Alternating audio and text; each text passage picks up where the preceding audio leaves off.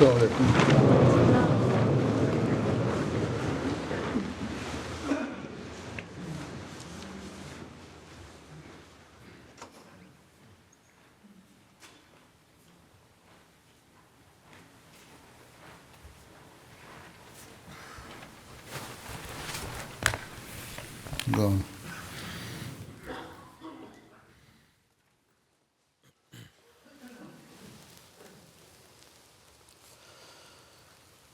اللہ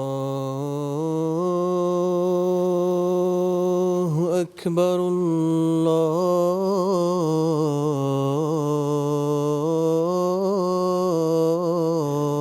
اکبر اللہ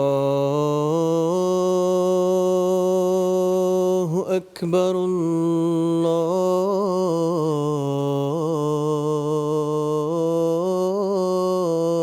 اللہ اکبر اشہد ان لا الہ الا اللہ اشہد ان لا الہ الا اللہ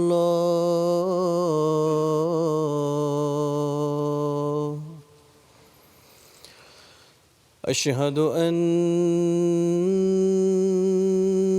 محمدًا رسول اللہ اشہد ان محمدًا رسول اللہ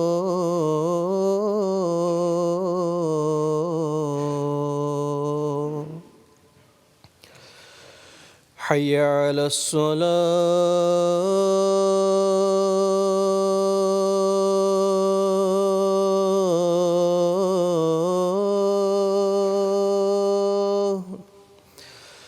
حی علی الصلاة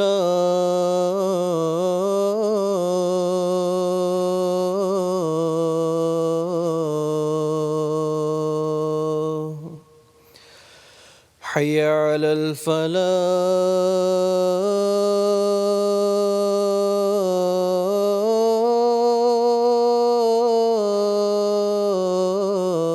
الفلاح حی علی الفلاح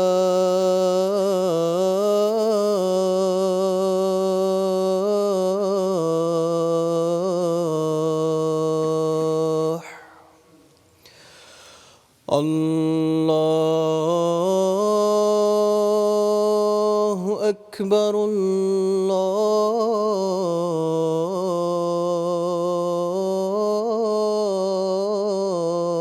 اکبر لا الہ الا اللہ.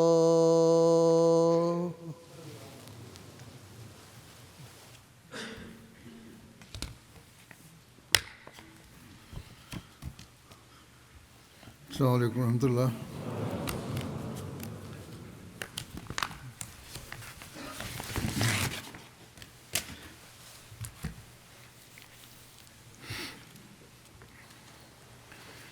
أشهد أن لا إله إلا الله وحده لا شريك له وأشهد أن محمدًا عبده ورسوله أما بعد فأعوذ بالله من الشيطان الرجيم بسم الله الرحمن الرحيم الحمد لله رب العالمين الرحمن الرحيم مالك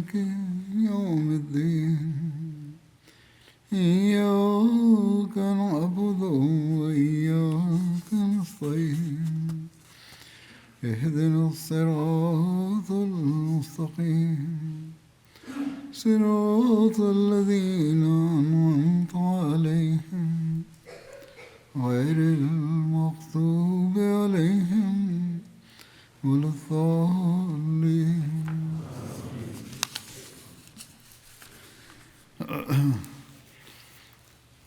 گزشتہ خطبے میں نے حضرت صلی اللہ علیہ وسلم کی سیرت کے حوالے سے کچھ باتیں کی تھیں. آج اللہ تعالیٰ کی محبت کے حوالے سے آپ کی سیرت کے کچھ پہلو بیان کروں گا. ہو سکتا ہے بعض باتیں مختصراً پہلے بیان ہو چکی ہوں، لیکن ان کی تفصیل بھی یہاں ہے بعض جگہ. ہم دیکھتے ہیں کہ آپ کی سیرت کے اس پہلو سے اللہ تعالیٰ کی آپ سے محبت کا بھی اظہار ہوتا ہے. صرف آپ کی اللہ تعالیٰ سے محبت نہیں، بلکہ اللہ تعالیٰ کی بھی آپ سے محبت ہے. اور پھر اللہ تعالیٰ نے اس اظہار کے بعد جو اللہ تعالیٰ کی محبت کا آپ سے ہے، آپ کی رہنمائی فرمائی. اور پھر کس طرح اس محبت میں مزید بڑھ کر آپ نے اپنی امت کی تربیت کی اور امت کی رہنمائی بھی کی. اللہ تعالیٰ نے جو تعلیم آپ پر نازل فرمائی، آپ نے امت تک کس طرح اسے پہنچایا تاکہ ان کی رہنمائی ہو. اس کے لیے آپ کے دل میں ایک درد تھا، بلکہ یہ درد ہی تھا جس کی وجہ سے اللہ تعالیٰ نے بھی آپ کی رہنمائی کی کہ آپ نے امت کی بھی رہنمائی کرنی ہے. یا یوں کہنا چاہیے کہ ایک طرف آپ کے دل میں اللہ تعالیٰ کی محبت کا درد تھا اور دوسری طرف اللہ تعالیٰ کی مخلوق کی محبت کا درد، اور انہیں تباہی سے بچانے کی خواہش تھی. اللہ تعالیٰ قرآن کریم میں سورۃ الضحیٰ میں فرماتا ہے کہ وہ وجدہ کا ضالًا فہدیٰ، اور جب اس نے تجھے اپنی قوم کی فکر میں سرگرداں دیکھا تو ان کی اصلاح کا صحیح طریقہ تجھے بتا دیا. اور اللہ تعالیٰ کی محبت کے لحاظ سے اس آیت کے یہ معنی بنیں گے کہ اللہ تعالیٰ فرماتا ہے کہ ہم نے تجھے اپنی محبت میں بے انتہا صدمہ رسیدہ دیکھا اور آخر تجھے وہ راستہ بتا دیا جس پر چل کر تو ہمارے پاس پہنچ گیا. تفسیر کبیر امام راضی میں سورۃ الضحیٰ کی آیت وَوَجَدَكَ ضَالًّا فَہَدَىٰ کی تفسیر میں لکھا ہے کہ ضلال کے ایک معنی محبت کے بھی ہوتے ہیں، جیسا کہ اللہ تعالیٰ کے ارشاد اِنَّكَ لَفِي ضِلَالِكَ الْقَدِيمِ میں ضلال کا مطلب اپنی محبت ہے. بس مفہوم یہ ہوگا کہ تو محب ہے، بس میں نے تیری ایسے راستوں کی طرف رہنمائی کی جن کے ذریعے سے تو اپنے محبوب کی خدمت کر کے قرب کی منازل طے کر سکتا ہے. اس سے اللہ تعالیٰ نے سند دے دی کہ تو اللہ تعالیٰ کی محبت میں سرشار ہے. اس محبت کا اظہار ہم مختلف روایات میں دیکھتے ہیں جو اللہ تعالیٰ نے آپ سے محبت جو آپ سے کی تھی اور جو آپ کو اللہ تعالیٰ سے محبت تھی.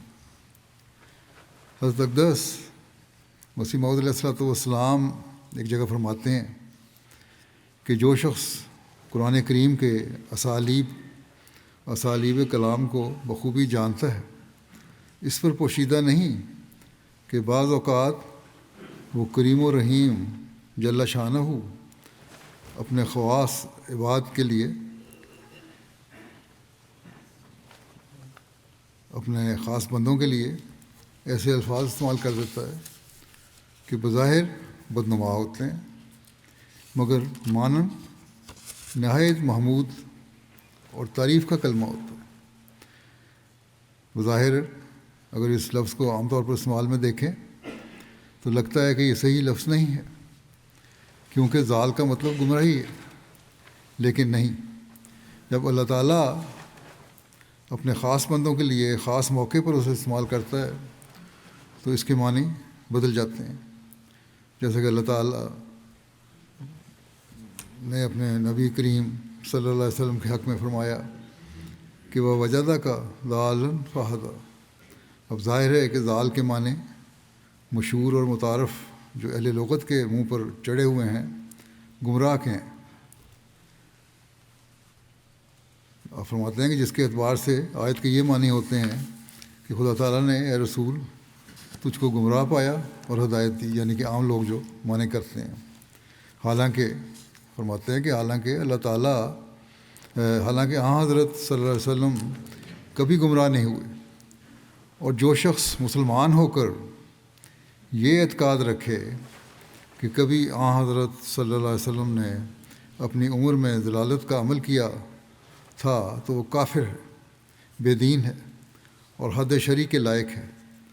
بلکہ آیت کے اس جگہ وہ معنی لینے چاہیے جو آیت کے سیاق و سباق سے ملتے ہیں، اور وہ یہ ہیں کہ اللہ جل شانہ نے پہلے حضرت صلی اللہ علیہ وسلم نے سے فرمایا علم یجد کا یتیمن فآویٰ ووجدہ کا ضالن فہدیٰ ووجدہ کا عائلاً فاغنیٰ، یعنی خدا تعالیٰ نے تجھے یتیم اور بے کس پایا اور اپنے پاس جگہ دی، اور تجھ کو ضال یعنی عاشق وجہ اللہ پایا، اللہ تعالیٰ کا عاشق پایا۔ بس اللہ تعالیٰ اپنی طرف تجھے کھینچ لایا اور تجھے درویش پایا، بس اس نے تجھے غنی کر دیا۔ حضرت اقدس مسیح موعود علیہ السلام فرماتے ہیں کہ چونکہ حضرت صلی اللہ علیہ وسلم اپنی پاک باطنی اور انشراح صدر اور عصمت و حیا اور صدق و صفا اور توکل و وفا اور عشق الہی کے تمام لوازم میں سب انبیاء سے بڑھ کر اور سب سے افضل اور اعلیٰ اور اکمل و عرفہ اور اعلیٰ اور اجلا و اصفا تھے، اس لیے خدائے جل شانہ نے ان کو اتنے کمالات خاصہ سے سب سے زیادہ معطر کیا۔ وہ سینہ اور دل جو تمام اولین و آخرین کے سینہ و دل سے فراخ تر، وہ پاک تر، وہ معصوم تر اور روشن تر تھا، وہ اسی لائق ٹھہرا کہ اس پر ایسی وحی نازل ہو کہ جو تمام اولین و آخرین کی وحیوں سے اقوا اور اکمل ہو، یعنی بہت مضبوط اور مکمل ہو، اور عرفہ اور اتم ہو، بہت بلند اور کامل ہے، اور کامل ہو کر عرفہ و اتم ہو کر صفات الہیہ کے دکھلانے کے لیے ایک نہایت صاف اور کشادہ اور وسیع آئینہ ہو۔ اس آئینے میں، اس شیشے میں دیکھتے ہیں اللہ تعالیٰ کی صفات کو بھی، اور اللہ تعالیٰ کے ذات کے ہر پہلو ہمیں نظر آتا ہے، آن وسلم کی ذات میں بھی اور آپ کی تعلیم میں بھی۔ فرمایا سو یہی وجہ ہے کہ قرآن شریف ایسے کمالات عالیہ رکھتا ہے جو اس کی تیز شعاؤں اور شوخ کرنوں کے آگے تمام صحف سابقہ کی چمک کل عدم ہو رہی ہے، یعنی تمام صحف سابقہ اور ان کے کلام کی چمک اس کے سامنے کچھ بھی حیثیت نہیں رکھتی۔ کوئی ذہن ایسی صداقت نکال نہیں سکتا جو پہلے ہی سے اس میں درج نہ ہو۔ قرآن کریم میں ہر چیز موجود ہے، اور کوئی ایسی بات نہیں ہے جو دنیا کا انسان پیدا کر سکے یا نکال سکے اور قرآن شریف میں موجود نہ ہو۔ ہاں سمجھنے کی ضرورت ہے۔ فرمایا کوئی فکر ایسی برہان عقلی پیش نہیں کر سکتا جو پہلے ہی سے اس نے پیش نہ کی ہو۔ کوئی تقریر ایسا قوی اثر کسی دل پر ڈال نہیں سکتی جیسے قوی اور پربرکت اثر لاکھوں دلوں پر وہ ڈالتا ہے۔ قرآن کریم فرمایا کہ وہ بلا شبہ صفات کمالیہ حق تعالیٰ کا ایک نہایت مصفہ آئینہ ہے، جس میں سے وہ سب کچھ ملتا ہے جو ایک سالک کو مدارج عالیہ معرفت تک پہنچنے کے لیے درکار ہے۔ بس اب جو تعلیم آپ صلی اللہ علیہ وسلم پر اتری وہ بھی ایسی پاک تھی جو سب سے چیزوں سے بالا تھی، سب تعلیموں سے بالا تھی، سب صحیفوں سے زیادہ بلند ہے، مکمل اور کامل تعلیم ہے قرآن کریم کی۔ اس لیے آپ کا وجود بھی اس تعلیم کا حامل ہے، یعنی وہ بھی مکمل اور کامل ہے۔ یہ آپ نے ثابت فرمایا ہے۔ جو کتاب آپ پر نازل ہوئی وہ اسی وجہ سے ہوئی کہ آپ کا وجود سب انسانوں سے کامل ہے، اور آپ ہی وہ کامل انسان ہیں جن کے مقام تک کوئی نہیں پہنچ سکتا۔ ہاں، اللہ تعالیٰ نے یہ فرمایا ہے تمہارے لیے اسوہ ہے، ان کی پیروی کرنے کی کوشش کرو۔ یہی وجہ ہے کہ اللہ تعالیٰ نے آپ کے ذریعے یہ بھی اعلان کروا دیا اور کہ لوگوں کو بتا دو کہ قل ان کنتم تحبون اللہ فاتبعونی یحببکم اللہ ویغفر لکم ذنوبکم واللہ غفور الرحیم۔ تو کہہ دے کہ اے لوگو، اگر تم اللہ سے محبت رکھتے ہو تو میری اتباع کرو، اس صورت میں وہ بھی تم سے محبت کرے گا اور تمہارے قصور بخش دے گا، اور اللہ بہت بخشنے والا اور بار بار رحم کرنے والا ہے۔ بس اللہ تعالیٰ سے محبت حاصل کرنے کے طریق بھی آپ صلی اللہ علیہ وسلم کے اسوہ سے ہی سیکھنے ہوں گے۔ اللہ تعالیٰ سے آپ صلی اللہ علیہ وسلم کی محبت کے جو نظارے ہمیں نظر آتے ہیں، احادیث میں سے کئی روایات ملتی ہیں۔ آپ صلی اللہ علیہ وسلم اپنے خدا سے اس کی محبت کے طلبگار ہوتے ہوئے یہ دعا کیا کرتے تھے کہ اللہم انی اسألک حبک و حب من یحبک والعمل الذی یبلغنی حبک اللہم اجعل حبک احب الی من نفسی و اہلی و من الماء البارد۔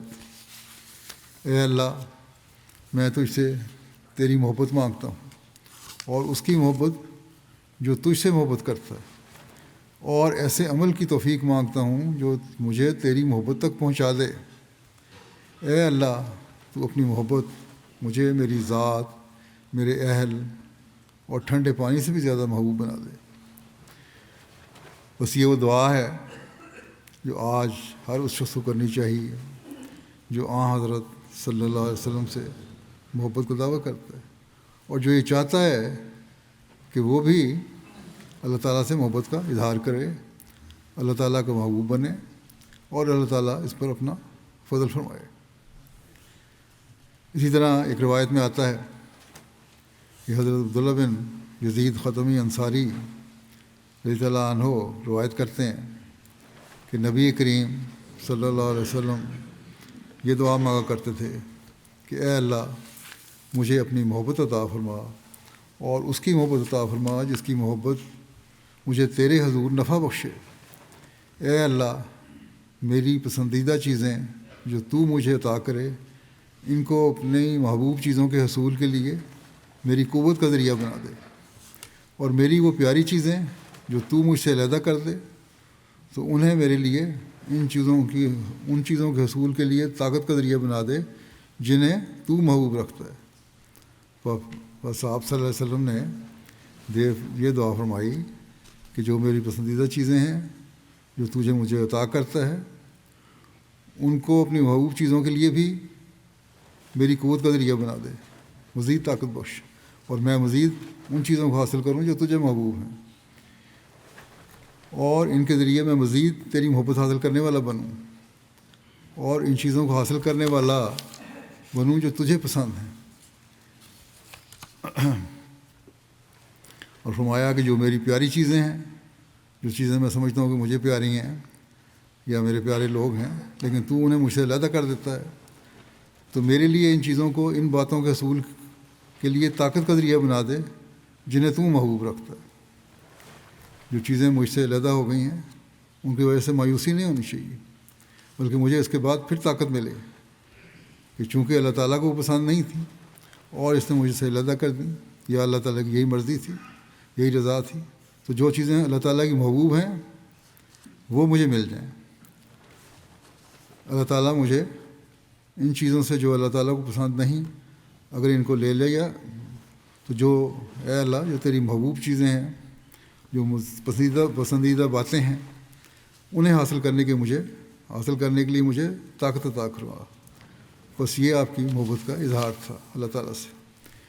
اسی طرح حضرت عائشہ رضی اللہ عنہا بیان فرماتی ہیں کہ اذا جاء نصر اللہ والفتح نازل ہونے کے بعد نبی صلی اللہ علیہ وسلم نے کوئی نماز نہیں پڑھی مگر آپ اس میں یہ کہا کرتے تھے کہ سبحانہ کا ربنا و بحمدے کا اللہم اغفر لی، کہ پاک ہے تو اے ہمارے رب اپنی حمد کے ساتھ اے اللہ مجھے بخش دے۔ ایک اللہ تعالیٰ سے محبت کے ایک واقعہ کا ذکر حضرت عائشہ نے یوں بیان فرمایا ہے کہ میں ایک رات رسول اللہ صلی اللہ علیہ وسلم کے پہلو میں سوئی ہوئی تھی، تو میں نے رات میں آپ کو موجود نہ پایا۔ میں نے رات کے اندھیرے میں آپ کو ٹٹولا تو میرا ہاتھ آپ کے پیروں پر لگا، آپ سجدے میں تھے اور اللہ تعالیٰ سے یہ دعا کر رہے تھے کہ میں تیری رضا کی پناہ میں آتا ہوں تیری ناراضگی سے، اور تیرے عفو کی پناہ میں آتا ہوں تیری سزا سے۔ میں ثنا کو تجھ پر شمار نہیں کر سکتا، تو ویسا ہی ہے جیسے تو نے اپنے آپ کی تعریف کی ہے، یعنی میں تو تیری اتنی تعریف کر ہی نہیں سکتا جو تو نے خود اپنے بارے میں کہا ہے، وہی تیری تعریف ہے۔ اسی طرح حضرت عائشہ رضی اللہ عنہا ایک جگہ فرماتی ہیں کہ ایک رات رسول اللہ صلی اللہ علیہ وسلم کی میرے ہاں باری تھی، میں سو گئی تو آپ خاموشی سے باہر تشریف لے گئے۔ میں نے گمان کیا کہ شاید آپ اپنی کسی دوسری بیوی کے ہاں تشریف لے گئے۔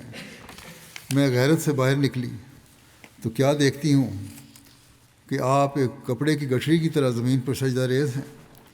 میں نے آپ کو کہتے ہوئے سنا، سجدہ لکا سوادی و خیالی و آمنہ بکا خوادی رب حاضی یدی وما جنیت علی نفسی یا عظیم و ترجے لکل عظیم فغفر ذنب العظیم، یعنی اے اللہ تیرے لیے میری جسم و جان سجدے میں ہے، میرا دل تجھ پر ایمان لاتا ہے۔ اے میرے رب، یہ میرے دونوں ہاتھ ہیں جو تیری سامنے دراز ہیں، اور جو کچھ میں نے ان کے ساتھ اپنی جان پر ظلم کیا وہ بھی تیرے سامنے ہے۔ وہاں حضرت صلی اللہ علیہ وسلم تو ایسے کامل انسان تھے جنہوں نے سوائے نیکیوں کی جن سے کچھ نظر ہی نہیں آتا، لیکن آپ بھی فرماتے ہیں کہ میں نے اپنی جان پر ظلم کیا وہ تیرے سامنے ہے۔ اے بہت عظمتوں والے جس سے ہر بڑی سے بڑی بات کی امید کی جاتی ہے، تو سب بڑے گناہوں کو بخش دے۔ حضرت عائشہ بیان کرتی ہیں کہ پھر آپ نے اپنا سر مبارک اٹھایا اور مجھے دیکھ لیا تو فرمایا، کس بات نے تجھے باہر نکالا؟ تم کس میں باہر آ گئی؟ تو سوئی ہوئی تھی۔ انہوں نے عرض کیا کہ جو گمان میں نے کیا تھا اس وجہ سے، یعنی مجھے خیال ہوا تھا کہ آپ کہیں کسی دوسری بیوی کے یہاں چلے گئے ہیں۔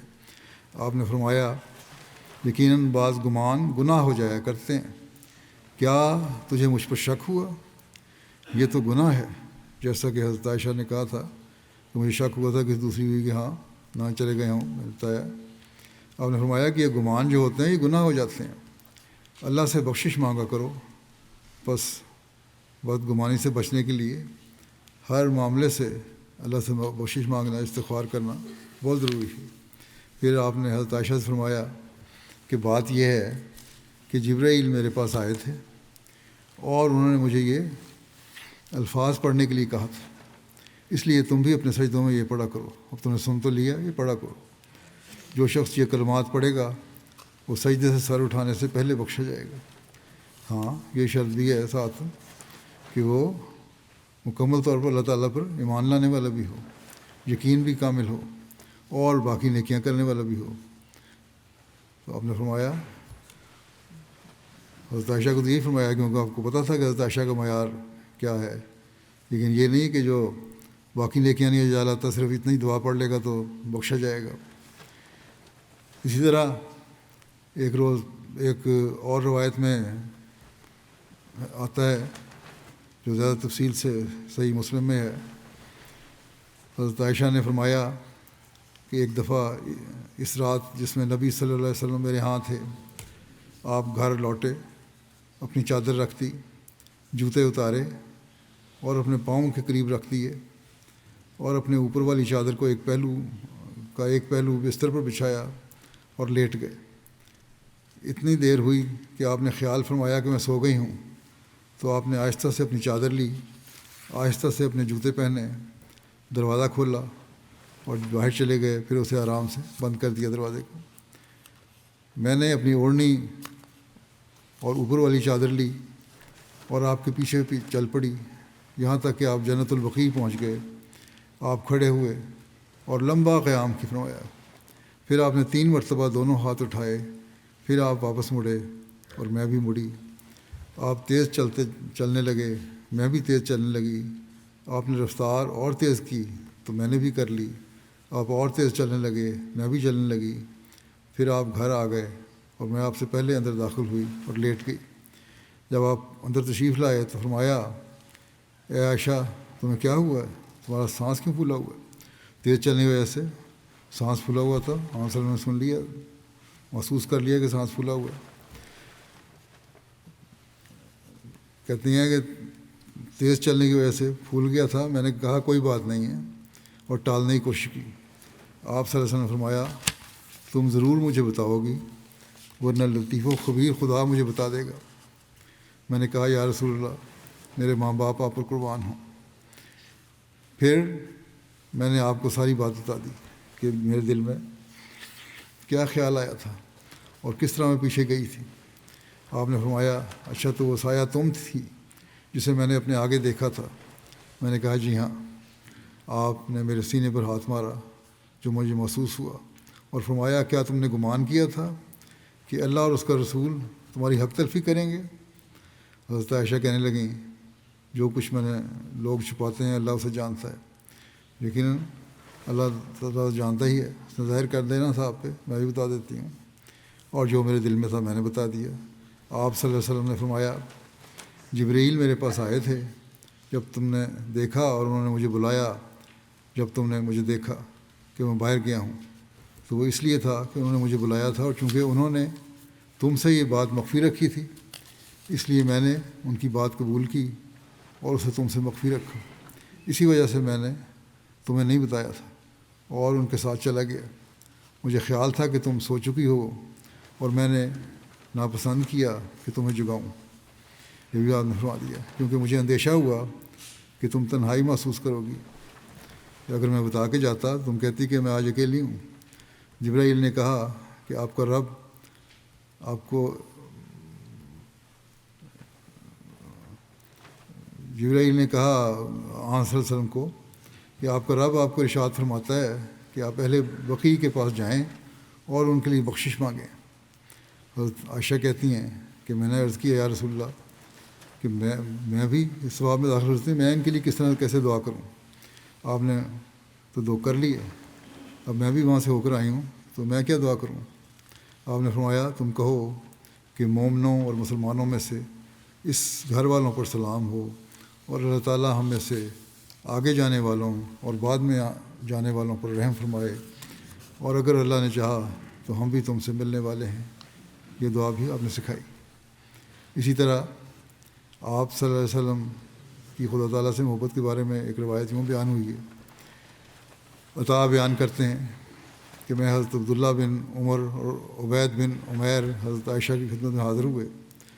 حضرت ابن عمر نے کہا کہ رسول اللہ صلی اللہ علیہ وسلم کی جو سب سے پیاری اور عجیب بات آپ نے دیکھی ہو وہ مجھے بتائیں۔ راوی کہتے ہیں کہ یہ سن کر حضرت عائشہ رو پڑی، پھر فرمایا آپ کا ہر معاملہ ہی پیارا اور عجیب تھا۔ پھر حضرت عائشہ نے بیان کیا کہ ایک مرتبہ آپ میری باری کی رات میرے پاس تشریف لائے۔ جب آپ میرے ساتھ لحاف میں داخل ہو گئے اور اپنے جسم کو میرے جسم سے لگایا، جو محسوس کیا میں نے جسم، تو آپ نے فرمایا، اے عائشہ اگر مجھے اجازت دو تو آج کی بقیہ ساری رات میں اپنے رب کی عبادت کروں۔ میں نے عرض کیا مجھے آپ کا قرب اور آپ کی خواہش دونوں محبوب ہیں. مجھے آپ کا قرب بھی عزیز ہے، آپ کی خواہش کا بھی احترام ہے.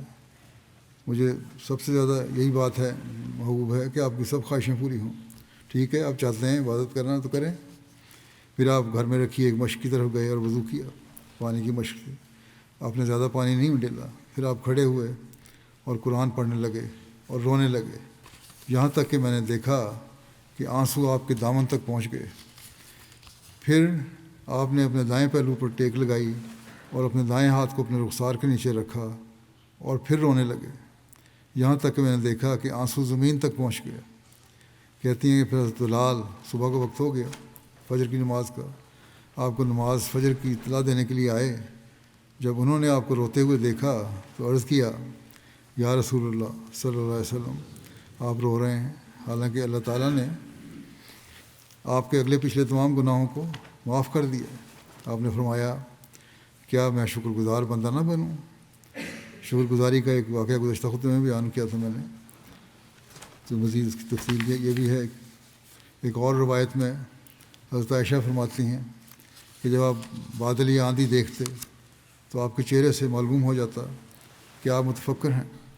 حضرت عائشہ نے عرض کیا یا رسول اللہ، لوگ جب بادل دیکھتے ہیں تو اس امید پر خوش ہوتے ہیں کہ اس میں بارش ہوگی، لیکن میں دیکھتی ہوں کہ جب بھی آپ بادل دیکھتے ہیں تو آپ کے چہرے پر پریشانی معلوم ہوتی ہے.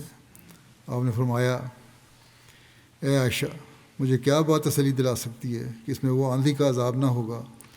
میں غیب کا علم تو نہیں جانتا، اب کون سی بات ہے جو مجھے تسلی دلائے کہ اس میں آندھی کا عذاب نہیں ہے جو پہلی قوموں پر آیا تھا. قوم پر عذاب، ایک قوم پر عذاب آیا تھا، جب اس نے قوم نے عذاب کو دیکھا تو کہنے لگے کہ یہ بادل ہے جو ہم پر برسے گا، جیسے قرآن شریف میں بھی اس کا ذکر ہے. تو مجھے کیا پتہ اس میں کیا ہے اور کیا نہیں، اس لیے میں اللہ تعالیٰ کے خوف اور اس کی محبت کی وجہ سے جو میرے دل میں ہے خوف زدہ ہو جاتا ہوں. ایک اور جگہ حضرت عائشہ نے یہی روایت اس طرح بیان فرمائی ہے کہ نبی کریم صلی اللہ علیہ وسلم جب آسمان میں بادل دیکھتے تو ادھر ادھر اندر باہر آتے جاتے اور آپ کا چہرہ متغیر ہو جاتا، اور جب بادل برسنا شروع ہو جاتا تو آپ سے گھبراہٹ جاتی رہتی. نارمل طریقے سے بادل برس رہا ہے. حضرت عائشہ نے آپ سے اس حالت کا سبب پوچھا تو نبی صلی اللہ علیہ وسلم نے فرمایا میں نہیں جانتا کہ کہیں یہ ویسے بادل نہ ہوں جیسے عاد کی قوم نے کہا تھا. سورۃ الاحقاف کی آیت کے مطابق جب انہوں نے بادل اپنی وادیوں کی طرف آتے دیکھا تھا تو کہا تھا کہ یہ بادل آ رہا ہے جو ہم پر برسے گا، لیکن وہ ان پر عذاب لے کر آیا.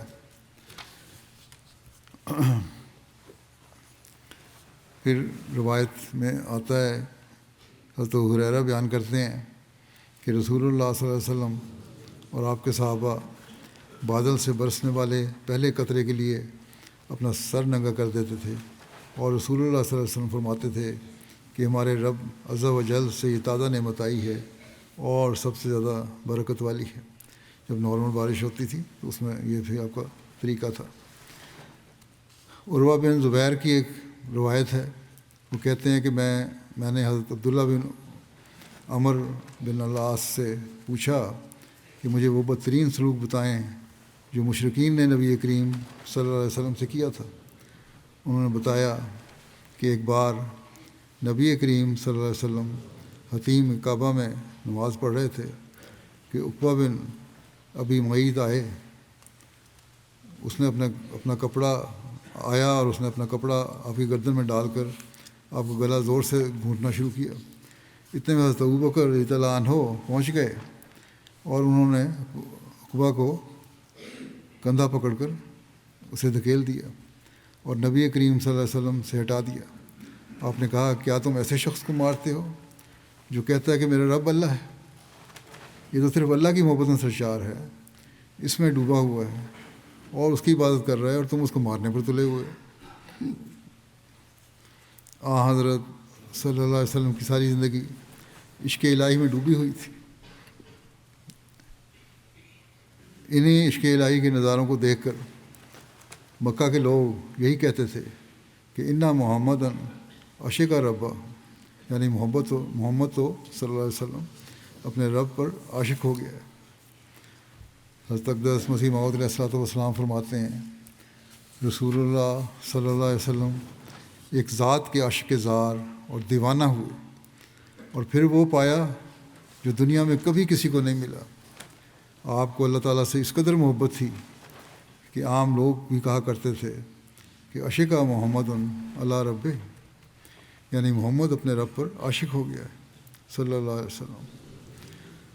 حضرت مسیح موعود علیہ السلام ایک اور جگہ فرماتے ہیں، صحابہ رضی اللہ عنہم نے اس مرد صادق کا منہ دیکھا تھا جس کے عاشق اللہ ہونے کی گواہی کفار قریش کے منہ سے بے ساختہ نکل گئی تھی، اور روز کی مناجاتوں اور پیار کے سجدوں کو دیکھ کر اور فنا فی الاطاعت کی حالت اور کمال محبت اور دلدادگی کی منہ پر روشن نشانیاں، یعنی عشق کی منہ پر روشن نشانیاں اور اس پاک منہ پر نور الہی برستا مشاہدہ کر کے کہتے تھے کہ عشقہ محمد اللہ رب، کہ محمد اپنے رب پر عاشق ہو گیا ہے۔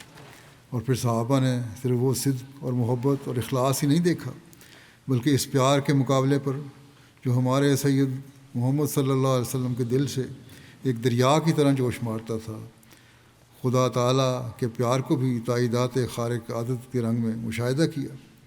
تب ان کو پتہ لگ گیا کہ خدا ہے، اور ان کے دل بول اٹھے کہ وہ خدا اس مرد کے ساتھ ہے۔ انہوں نے اس قدر عجائبات الہیہ دیکھے اور اس قدر نشان آسمانی مشاہدہ کیے کہ ان کو کچھ بھی اس بات میں شک نہ رہا کہ فی الحقیقت ایک اعلیٰ ذات موجود ہے جس کا نام خدا ہے، اور جس کے قبضہ قدرت میں ہر یک امر ہے، اور جس کے آگے کوئی بات بھی انہونی نہیں۔ اسی وجہ سے انہوں نے وہ کام صدق و صفا کے دکھلائے اور وہ جاں فشانیاں کیں کہ انسان کبھی کر نہیں سکتا جب تک اس کے تمام شک و شبہ دور نہ ہو جائیں۔ اور انہوں نے بچشم خود دیکھ لیا کہ وہ ذات پاک اسی میں راضی ہے کہ انسان اسلام میں داخل ہو اور اس کے رسول کریم صلی اللہ علیہ وسلم کی بدل و جان مطابقت اختیار کرے۔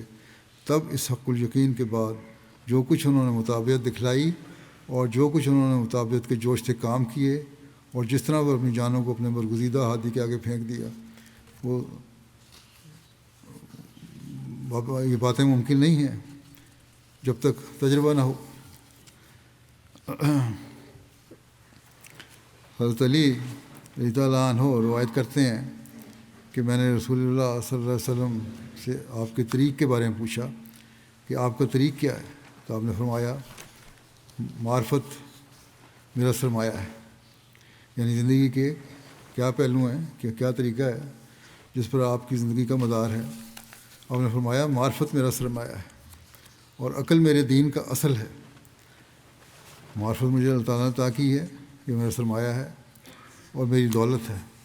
اللہ تعالیٰ نے مجھے عقل دی ہے اور میں اسے اللہ تعالیٰ کی محبت میں استعمال کرتا ہوں اور اس کے بتائے ہوئے اصولوں پہ چلتے ہوئے استعمال کرتا ہوں۔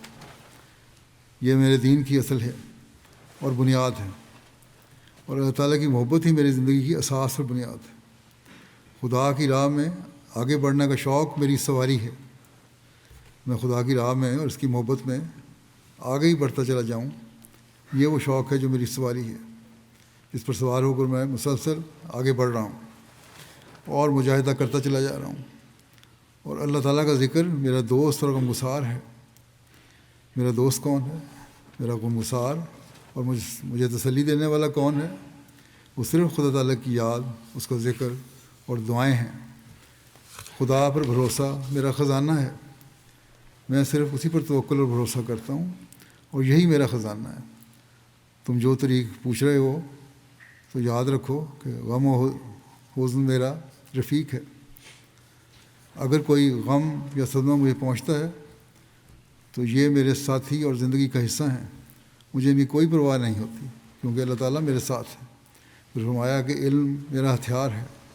اللہ تعالیٰ نے حکم دیا کہ علم حاصل کرو، کیونکہ علم حاصل کرنے سے ذہن کو جلا ملتی ہے اور اللہ تعالیٰ کا عرفان مزید حاصل ہوتا ہے، اور مجھے تو اللہ تعالیٰ علم سکھاتا ہے، اور جو علم اللہ تعالیٰ کی طرف سے ملے اس سے بڑھ کر کون سا ہتھیار ہو سکتا ہے۔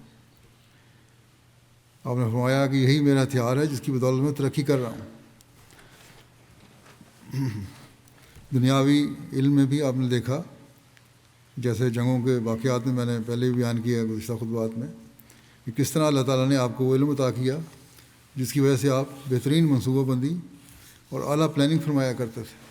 اسی طرح آپ کے پاس روحانی علم بھی بے شمار تھے جس کی کوئی انتہا نہیں، اور وہ واضح ہے، ظاہر و باہر ہے۔ پھر فرمایا صبر میری رضا ہے، یعنی میری رضا صبر ہے، میرا لباس صبر ہے، اور خدا کی مرضی میری پر رضا رہنا، خدا کی مرضی پر راضی رہنا میرا مال غنیمت ہے۔ میں اللہ کی مرضی پر راضی رہتا ہوں اور یہی میرا مال غنیمت ہے۔ فقر میرا فخر ہے، اور ظاہری طور پر فقیری یا مالی کمی کی حالت ہو تو یہی میرا فخر ہے۔ مجھے اس بات پر فخر ہے کہ اللہ تعالیٰ نے فخر کی حالت کے باوجود مجھے بے شمار نوازا ہے۔ زہد میرا ہنر ہے، میرا ہنر زہد و تقویٰ ہے، اور میں اسی کو حاصل کرنے کی کوشش کرتا ہوں۔ یقین میری قوت ہے، اللہ تعالیٰ پر کامل یقین ہے، اور اسی سے مجھے قوت ملتی ہے۔ سچائی میرا شفیع ہے، میں نے کبھی غلط بات نہیں کی، اور سچائی ہی میری شفاعت کا ذریعہ ہے۔ اطاعت میرے لیے کافی ہے، میں اللہ تعالیٰ کے حکم کے ہر حکم پر کامل اطاعت سے عمل کرنے والا ہوں۔ جہاد میرا خلق ہے، چاہے وہ جسمانی جہاد ہے یا اللہ تعالیٰ کی راہ میں روحانی جہاد ہے یا اللہ کی مخلوق کے حقوق ادا کرنے کا جہاد ہے، یہی میرا خلق ہے۔ میری آنکھوں کی ٹھنڈک نماز میں ہے، اگرچہ یہ ساری باتیں ہیں لیکن میری آنکھوں کی اصل ٹھنڈک نماز ہے۔ اللہ تعالیٰ کا قرب حاصل کرنا ہے، اس کی عبادت کرنا ہے، اس کی محبت کا اظہار کرنا ہے۔ ایک اور حدیث میں ہے، آپ نے فرمایا میرے دل کا ثمرہ اللہ کا ذکر ہے، اور میرا شوق میرے رب میں ہے۔ بس حضرت صلی اللہ علیہ وسلم کا یہ اسوہ اور اللہ تعالیٰ کی محبت کا نمونہ تھا، جس کی چند مثالیں میں نے پیش کی ہیں۔ اسی نمونے کا اثر تھا کہ صحابہ میں ایک انقلاب پیدا ہوا اور انہوں نے وہ مقام پایا جس کا اس سے پہلے تصور بھی نہیں کیا جا سکتا تھا۔ جیسا کہ حضرت مسیح علیہ السلام نے فرمایا ہے، یہ پہلے میں نے پڑھا تھا، اور یہی وہ کامل اور مکمل تعلیم ہے جسے آپ کے غلام صادق حضرت مسیح علیہ السلام نے بھی اپنایا۔ آپ ایک جگہ فرماتے ہیں کہ اللہ تعالیٰ نے آپ کو بھی حضرت صلی اللہ علیہ وسلم کی کامل پیروی کی وجہ سے نوازا ہے۔ آپ نے فرمایا مجھے خواب میں 2 دفعہ پنجابی میں مصرے بتلائے گئے، ایک تو یہی کہ جے تو میرا ہو رہے ہیں سب جگ تیرا ہو، اور ایک دفعہ میں نے دیکھا کہ ایک وسیع میدان ہے، اس میں ایک مجذوب جس میں محبت الہی کا جذبہ ہو میری طرف آ رہا ہے۔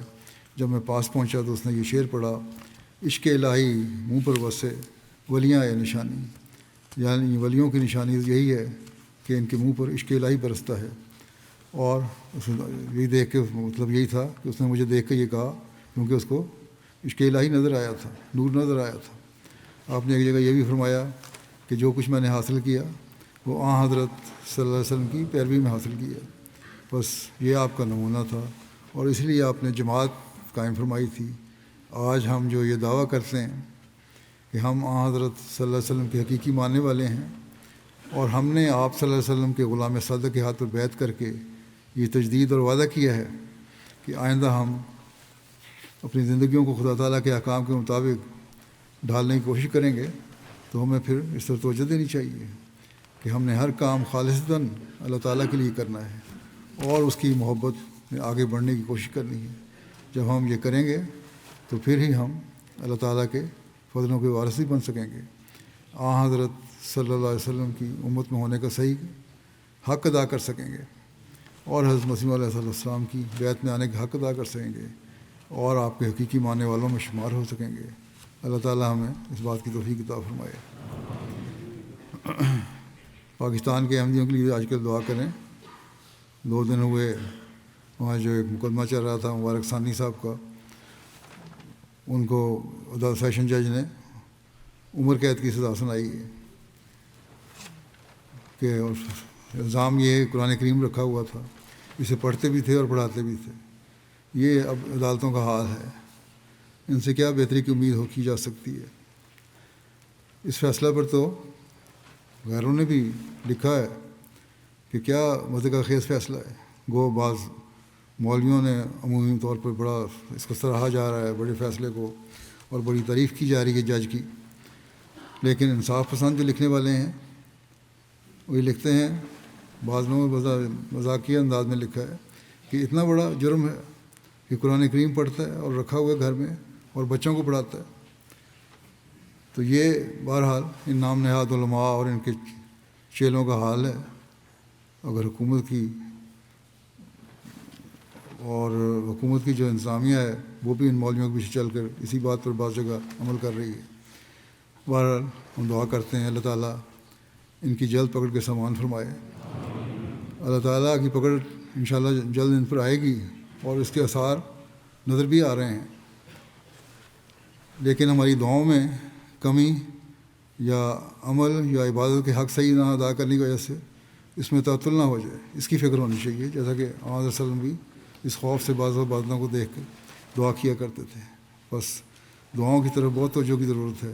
اسی طرح باقی دنیا کے مظلوموں کے لیے بھی دعا کریں، اللہ تعالیٰ ہر جگہ ہر ایک کو امن عطا فرمائے اور ہر فتنہ و فساد سے بچا کے رکھے۔ نماز کے بعد میں 2 جنازہ غائب پڑھاؤں گا۔ 2 ذکر ہیں، ایک پہلا ہے مولانا جلال الدین نیر صاحب، یہ سابق صدر انجمن احمدیہ اور صدر مجلس تحریک جدید تھے قادیان میں۔ گزشتہ دنوں یہ فوت ہو گئے، انا للہ و انا الیہ راجعون۔ ان کے والد مکرم ایچ حسین صاحب عالمی جنگ کے دوران آرمی میں بطور کلرک کام کر رہے تھے۔ اس دوران بصرہ میں 1922 میں احمدیت قبول کی اور کیرالہ سے شائع ہونے والے جماعتی رسالہ ستیہ دوتن کے ایڈیٹر مقرر ہوئے۔ کیرالہ کے رہنے والے تھے، پھر فوج کے بعد وہاں آ گئے۔ مرحوم کے والد مکرم ایچ حسین صاحب 1950 میں حضرت مسلم موعود رضی اللہ عنہ کی تحریک برائے آبادی قادیان پر لبیک کہتے ہوئے اپنی پوری فیملی لے کر قادیان آ گئے اور وہیں آ کے بعد ہوئے، لیکن 1 سال کے اندر ہی قادیان میں ان کی وفات ہو گئی۔ مولانا جلال الدین صاحب نیر کی والدہ محترمہ زبیدہ سلطانہ صاحبہ نے پھر وہاں دوسری شادی کر لی چودھری عبدالحق صاحب سے جو درویش تھے، اور انہوں نے ان کے نیر صاحب کے بھائی بہنوں کو اپنی کفالت میں لے لیا۔ جلال الدین نیر صاحب کی ابتدائی تعلیم قادیان میں ہوئی اور 1963 میں پھر انہوں نے مولوی فاضل کا امتحان پاس کیا۔ پھر ان کا تقرر ہو گیا پہلے انجمن میں بطور انسپکٹر بیت المال کے، طویل عرصہ تک خدمت کی اور پوری ہندوستان کی جماعتوں کا یہ دورہ کیا کرتے تھے، اور اس کی وجہ سے بڑی محنت سے اور محبت سے انہوں نے افراد جماعت کو چندوں کے نظام میں شامل کیا، اور اسی وجہ سے ان کے ہندوستان کے طول و عرض میں جماعتوں کے احباب کے ساتھ ذاتی تعلق بھی تھا۔ 63 سال تک مرحوم کو جماعتی خدمت کی سعادت نصیب ہوئی۔ اس دوران انسپکٹر بیت المال آمد کے بعد بطور آڈیٹر، محاسب اور پھر لمبا عرصہ بطور ناظر بیت المال آمد خدمت کا موقع ملا۔ اسی طرح جیسا کہ میں نے کہا ہے 7 سال تک یہ صدر احمدیہ قادیان میں مقرر رہے، اور پھر صحت جب تک یاد رہی صدر مجلس تحریک جدید بھی تھے۔ اسی طرح ذیلی تنظیموں میں بھی ان کو خدمت کی توفیق ملی۔ عبادت گزار اور صوم و صلات کے پابند تھے، اور خلافت کی ہر بات پر تعمیل کرنے والوں میں اولین لوگوں میں شامل تھے۔ کھلاڑی بھی تھے، ایتھلیٹ بھی تھے، اس لحاظ سے بھی انہوں نے بڑا آرگنائز کیا وہاں۔ ان کی شادی کشمیر کے خاندان میں ہوئی تھی، اور ان کی اہلیہ پہلے وفات پا گئی تھیں، اور ان کے 2 بیٹے اور 1 بیٹی ہیں، اور جو جماعتی خدمت کر رہے ہیں۔ اللہ تعالیٰ ان سے مغفرت اور رحم کا سلوک فرمائے۔ دوسرا ذکر ہے مکرم میر حبیب احمد صاحب کا، جو میر مشتاق احمد صاحب کے بیٹے تھے۔ گزشتہ دنوں 79 سال کی عمر میں ان کی وفات ہوئی ہے، انا للہ و انا الیہ راجعون۔ بڑے شفیق ملنسار اور خلافت کے فدائی وجود تھے. اللہ تعالیٰ کے فضل سے موسی بھی تھے. ان کے خاندان میں احمدیت کا نفوذ ان کے دادا بابو عبدالرحیم صاحب کے ذریعے ہوا، جنہوں نے حضرت میر قاسم علی صاحب رضی اللہ عنہ ایڈیٹر رسالہ فاروق کے توسط سے 1903 میں بیعت کی تھی. حضرت میر قاسم علی صاحب رضی اللہ عنہ میر حبیب صاحب کے والد مشتاق مصاحب کو گود لیا تھا انہوں نے، کیونکہ حضرت میر قاسم علی صاحب کی اپنی کوئی اولاد نہیں تھی. میر حبیب صاحب نے گورنمنٹ کالج لاہور سے ایف ایس سی اور پھر بی ایس سی اور پھر اس کے بعد ایم ایس سی فزکس کی ڈگری حاصل کی. پھر باہر بھی چلے گئے. جماعتی خدمات ان کی یہ ہیں کہ 1970 سے 1971 تک تعلیم اسلام کالج میں بطور مدرس تدریسی خدمت کا آغاز کیا. اس کو نیشنلائی نہیں ہوئے تھے اس کالج. 73 تا 76 نصرت جہاں اسکیم کے تحت سیری لیون گئے، جہاں فری ٹاؤن میں فزکس کے استاد کے طور پر خدمت کی توفیق پائی.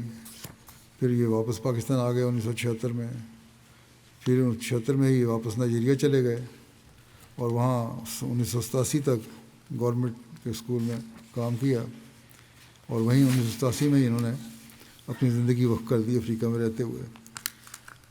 اور بطور واقفی زندگی وہاں 1987 میں احمدیہ سینئر سیکنڈری اسکول ہمیشہ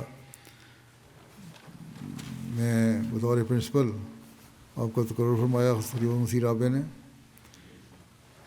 اور جہاں آپ نے 1991 تک خدمت توفیق پائی. اس کے بعد پھر واپس پاکستان آ گئے اور یہاں آ کے بھی جماعتی خدمت کرتے رہے. 1992 میں خلیفہ مسیح رابع نے ایک ٹیکنیکل انسٹیٹیوٹ کے جائزہ کے لیے ان کو سیری لیون بھجوایا، اور وہاں ان کی جو ماہرانہ رائے تھی اس پر کی رپورٹ پر وہاں کچھ کام ہوئے. 96 میں نظام تعلیم کے تحت ان کا تقرر نصرت جہاں اکیڈمی ربا میں ہوا، اور بطور استاد یہ فزکس پڑھاتے رہے. وہیں ان کی ریٹائرمنٹ ہوئی. اسی طرح صدر عمومی کے دفتر میں بھی اور والنٹیئر بطور عمومی اصلاحی کمیٹی میں کام کرتے رہے. ان کی اہلیہ لکھتی ہیں کہ میرے شوہر سام مسلات کے پابند تھے، بہت نرم مزاج تھے اور کبھی کوئی ڈیمانڈ نہیں کی تھی، اور کوئی چیز پڑھنے کا بہت شوق تھا. علم دوست انسان تھے. اگر کوئی ڈیمانڈ ہوتی تھی، یہی کوئی آ رہا ہو کچھ وہ پوچھ رہا ہو تو یہ کہتے تھے میرے لیے کتابیں لے آؤ، اور علمی کتابیں پڑھا کرتے تھے. اسی طرح حضرت مسیح علیہ السلام کی کتابوں کا مطالعہ بھی پڑھ کرتے تھے. کبھی کوئی غلط بیانی نہیں کرتے تھے. اگر بات بتانی نہیں ہوتی تھی تو خاموش رہتے تھے، لیکن یہ نہیں کہ غلط بات کر جائیں. ان کی بیٹی نے بھی انہی اوصاف کا ذکر کیا ہے. میں نے بھی انہیں دیکھا ہے. بڑا شریف النفس انسان تھے اور اپنے کام سے کام رکھنے والے تھے اور وقف کو وفا کے ساتھ نبھانے والے تھے. اللہ تعالیٰ ان سے مغفرت اور رحم کا سلوک فرمائے. یہ ان کے یہ میر اسحاق صاحب کی نواسی کے ساتھ ان کی شادی ہوئی تھی، سیدہ لبنہ کے ساتھ، جو میجر سعید احمد صاحب کی بیٹی تھیں. اور حضرت میر محمد اسحاق صاحب حضرت میر ناصر نواب صاحب کے بیٹے تھے. ہم جانتے ہیں جماعت میں مشہور ہیں. ان کا قرآن کریم کا ترجمہ بھی جماعت میں رائج ہے. اللہ تعالیٰ بہرحال مرحوم سے مغفرت اور رحم کا سلوک فرمائے.